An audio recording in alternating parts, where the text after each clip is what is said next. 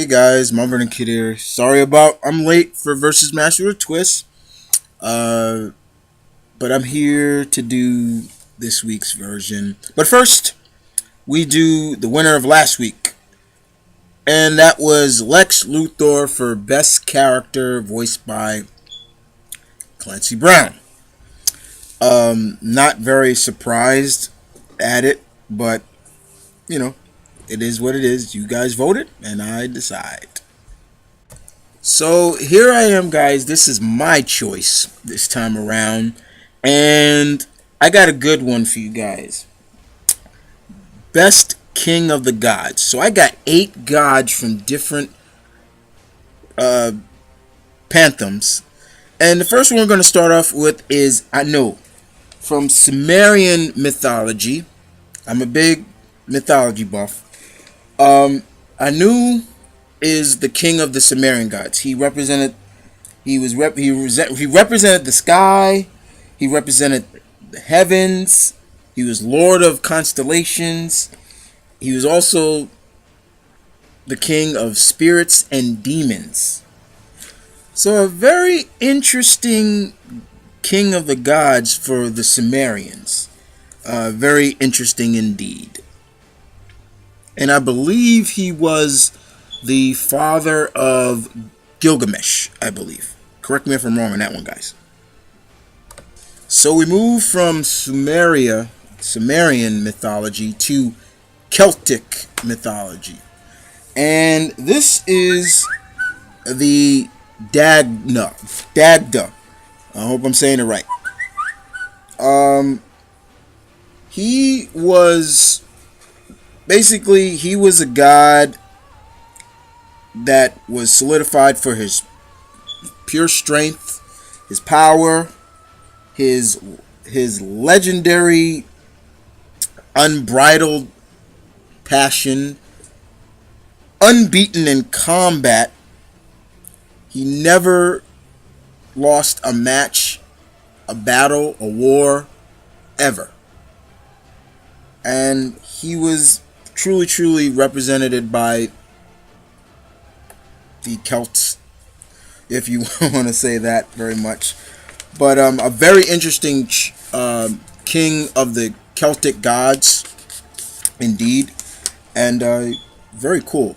If you do a lot of research on him, he sounds very cool. So Celtic, we had Sumerian. Now we're on to the king of the Aztec gods. And I want to make this perfectly clear to any subscriber of mine that is of Aztec descent.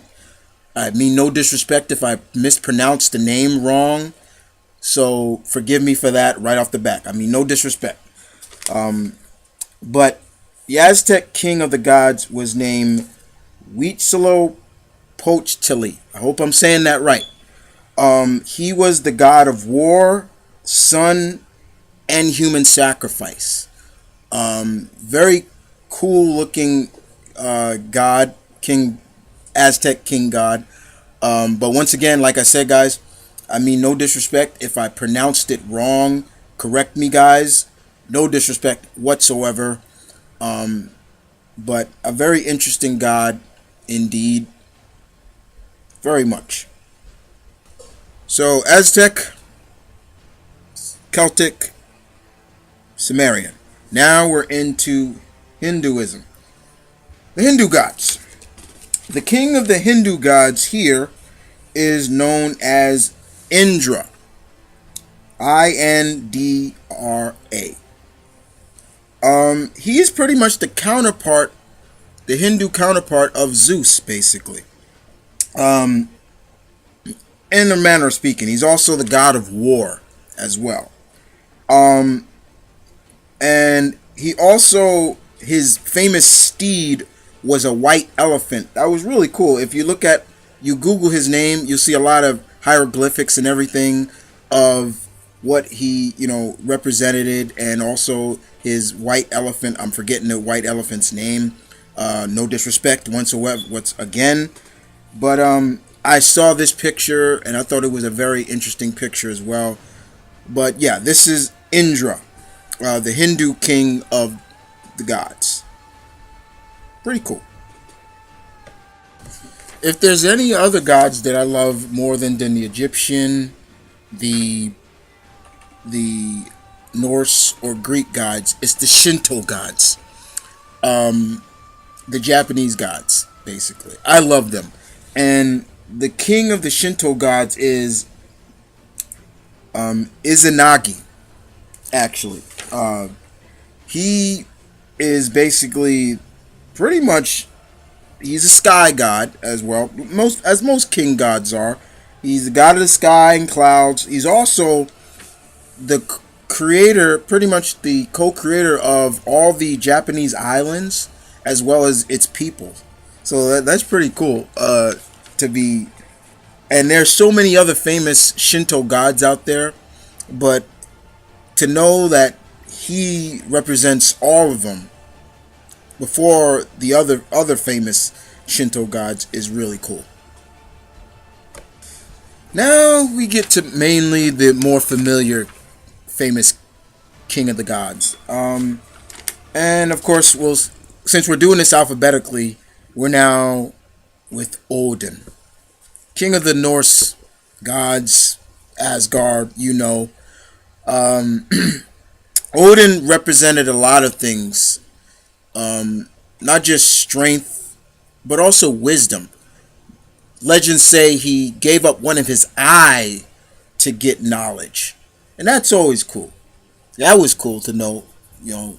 That's just from just a lot of studying about, the Norse gods and Odin, of course.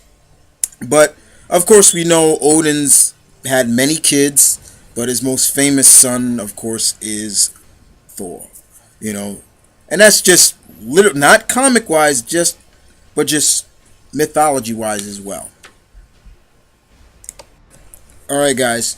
So the next king god I want to talk about is from the land of the kings itself, Egypt. I always said that Hollywood needs to stop focusing on the Greek gods and start getting into the Egyptian gods.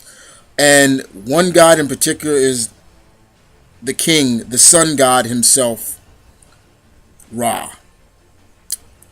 I've always loved the Egyptian gods.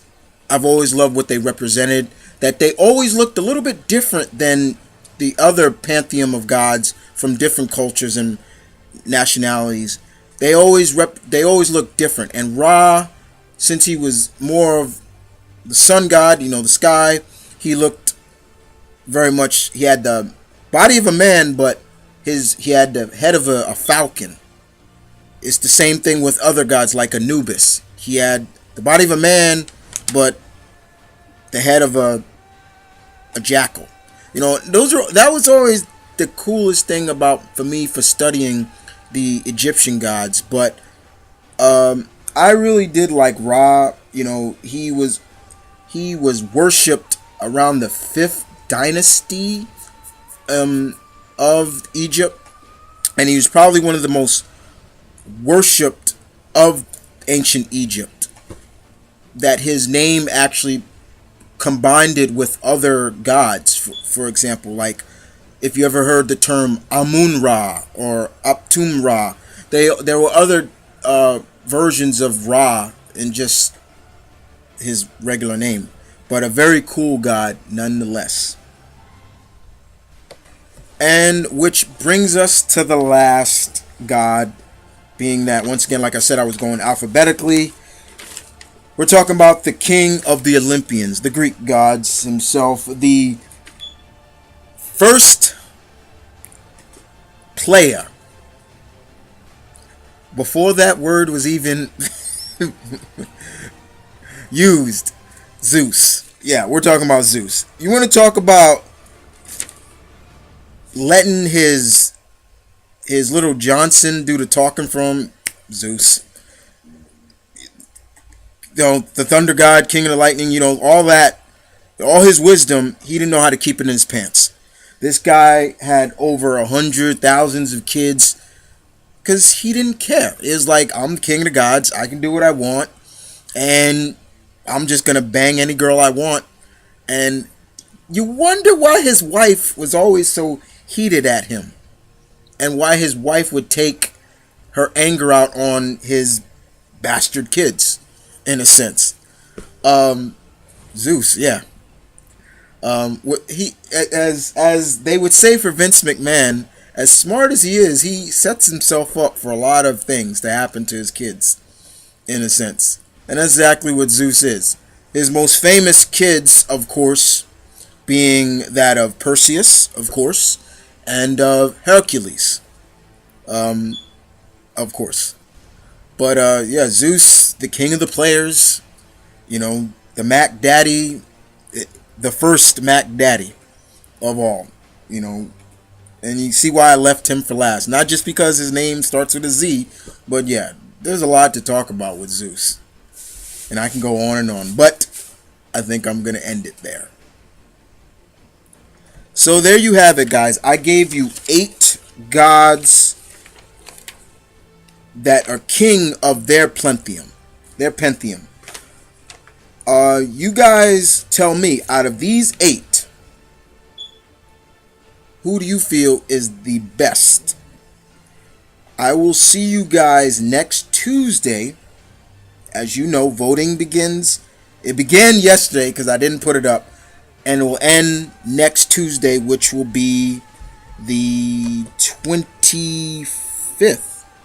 No, 26th, excuse me.